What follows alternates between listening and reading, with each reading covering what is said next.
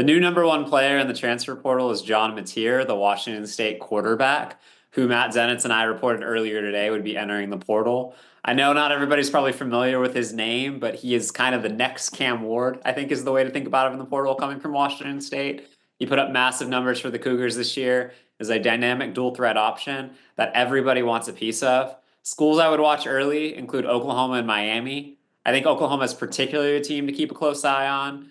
Mateer's former offensive coordinator at Washington State, Ben Arbuckle, is the new offensive coordinator at Oklahoma. Mateer's from Little Elm, Texas, which is just about like 3 hours south of Norman. So there's a lot of things tying him to that program right now. Alabama running back Justice Haynes is one of the most popular players in the portal at the moment. He is the player that those across the country, when you talk to people in scouting circles, view as the highest ceiling running back in the portal.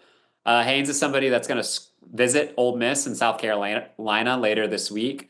Another team to keep an eye on him with is Michigan. The Wolverines need an upgrade at running back after some departures this offseason, and I think there's a lot of connections linking him to Haynes. But Haynes is somebody that everybody in the country wants a shot at, but those are the three teams, at least for now, to keep an eye on. One of the most popular players in the transfer portal right now is Oklahoma wide receiver Nic Anderson. He did not play this year due to injury, but what he is a 6'4", 220-pound field stretcher at the X position. Probably the rarest possible thing in the portal at receiver is somebody with that size and that speed. The two teams to watch for in this one are LSU and Texas A&M. Sources around both programs do not expect Anderson to take any more visits. He is coming most recently off of his visit to Baton Rouge. I think people in both programs feel good about this one, so I think this will come down to the wire. There was a bit of a surprise this morning with Billy Edwards in his recruitment. Matt Zenitz and I reported that Billy Edwards would no longer visit Michigan, which was the expectation going into today.